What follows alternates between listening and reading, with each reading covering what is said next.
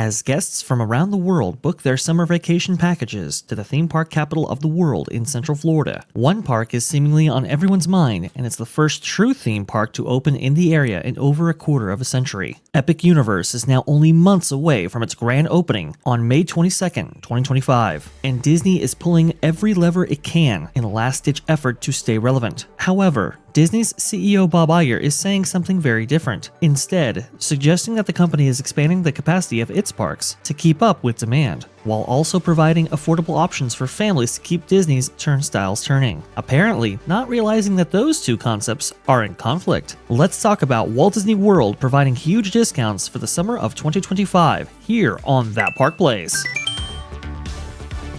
We have heard that there's going to be, a little theme park opening up, that's a little operation right there. You might have heard of it. Epic Universe opening up there in the Central Florida region, in the theme park capital of the world, that is. And apparently, the mouse might be getting just a little bit frightened because they have announced a slew of discounts related to this. Now, here's the thing about this.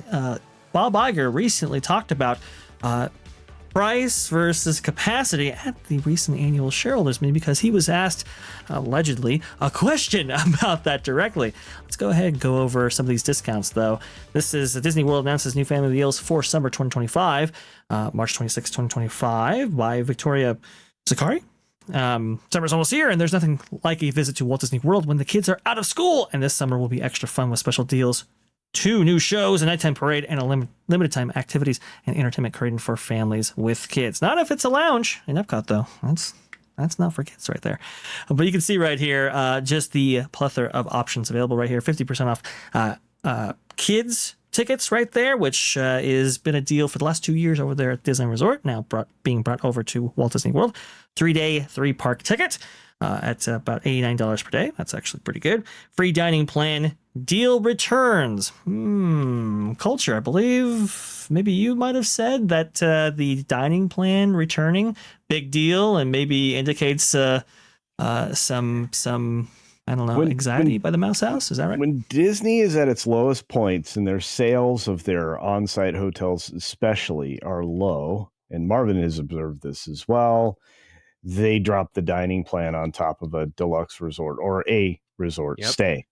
And they do this for a lot of reasons. It costs them less to offer free food in order to encourage attendance because you always end up spending even more money than you even realize.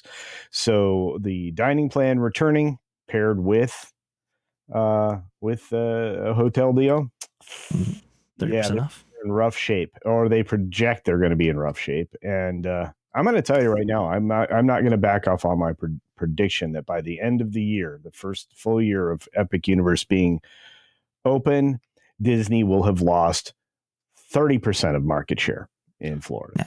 Now here's the thing about that culture. That's not quite what Bob Iger said recently when asked. The domestic theme parks have not been able to keep up with rising attendance. What are your plans to expand capacity? And given recent price increases, is the company concerned about affordability of a visit to the parks and the impact this might have on return visitation? Maybe that intent to return metric right there.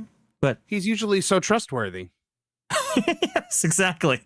Bob Iger had this to say: consumer demand for our parks and resorts product is extremely high, as is the value that we value. In fact, is tremendous, particularly when you compare with other forms of entertainment like sporting events and concerts and the additions and expansions that we've made to our parks worldwide, like those that I just referenced, like I think he referenced like Toy Story Land and Star Wars Galaxy's Edge and so forth, actually not only provide more capacity, but they provide more value to our guests. Interesting statement right there.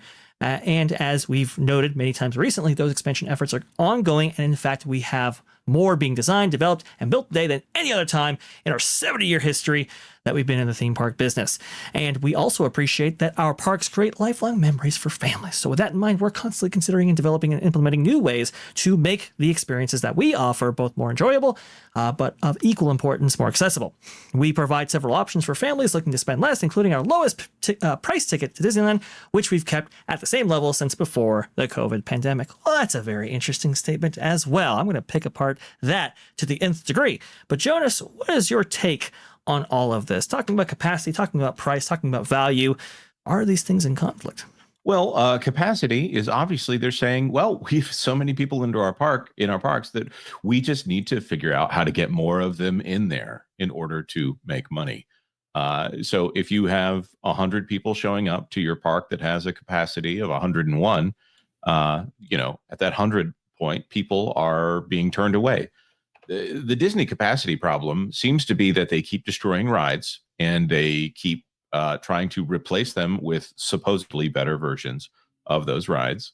The capacity issue is also exacerbated by the lightning lane thing where they want to charge $400 and $450 for your castle parks here to let people skip the line. So adding capacity would lessen the demand for lightning lanes. So the discount issue means that you don't have enough people in your parks. The capacity issue is you have too many people in your parks. So these are two separate problems that Bob Iger is answering both of them at the same time in order to confuse guests. It's the illusion of motion. And we've got to do something here. Like we've got to, never mind, I'm not going to go political with it. Those are not the kinetics people are looking for. Exactly. They want kinetics and they want fountains in their parks. Disney doesn't like those either. No fountains. Can't do the fountains. It's like, I don't know, fountain may have hurt Bob Iger when he was a child or something, and we got to get rid of all of them now. Well, he wants to get rid of all the water because it did melt the Wicked Witch of the West, and he probably doesn't want to take any chances. Oh, indeed. Well, this is kind of interesting right here, talking about how they've left the lowest tier option, which, by the way, I think it's tier 0. Didn't use the language, Bob. Come on. He said, and 2 years ago, when I returned, we tripled the number of days that low price tickets were available. So with strong guest satisfaction scores and intent to visit ratings very high, not according to the Wall Street Journal. Our parks remain the most popular offering in the industry and a solid growth business for the company. This is interesting right here. Okay, so talking about price, right? Tier 0 passes and so forth. You ain't gonna get this with a tier 0 pass.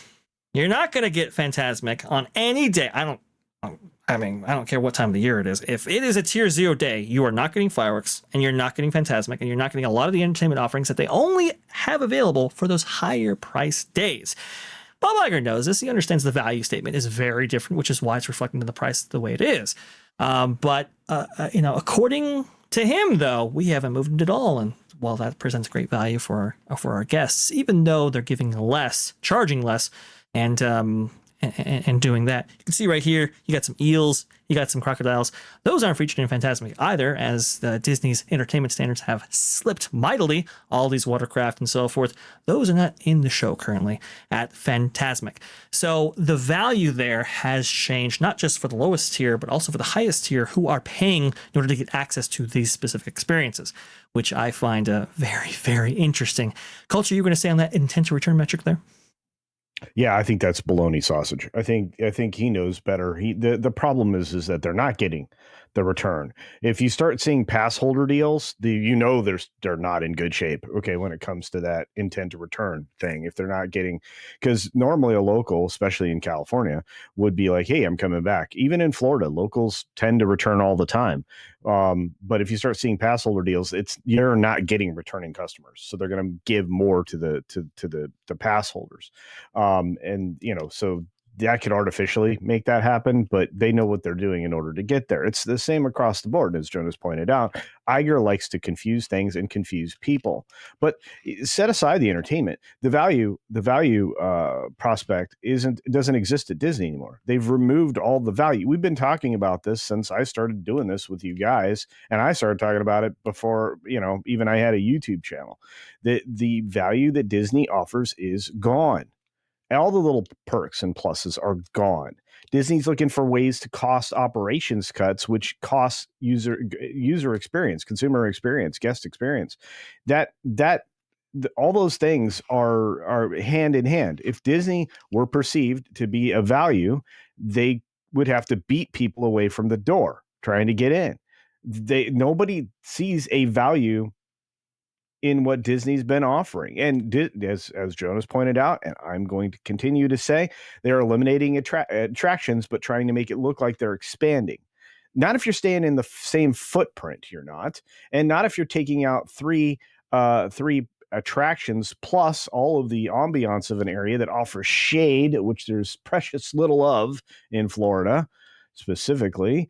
Rivers of America being gone, that's not a value add. That's a value minus. And they know that. And they're just trying to, get rid of anything that reminds people of, being an American. Nostalgia.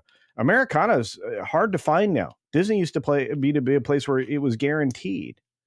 Anyway, It is what it is. So, well, I think you guys hit the nail directly on the head. They're in trouble and they know it. Epic Universe is breathing down its neck. And there's so much hype for Epic Universe, and there's no hype for everything Disney's about to do. And they waited too long to try and pivot here with Epic Universe coming up behind it, because I think Bob actually wasn't concerned. But it's the way things used to be perceived and the way they're perceived now. You used to never even consider a Universal vacation, because it's like, well, when I go to Disney, they pick me up at the airport. Their fast pass is free. At Universal, you have to pay for it. Like there was all of these perks to staying in a Disney resort, to doing a Disney vacation. They don't exist anymore. And so now you're willing to pay for the fast pass over at Universal, which Express Pass at Universal, because now not only has it always been a paid system, it's a better system than Lightning Lane, because with Express Pass, you literally just walk up to the ride and go on. You don't have to schedule anything. Indeed.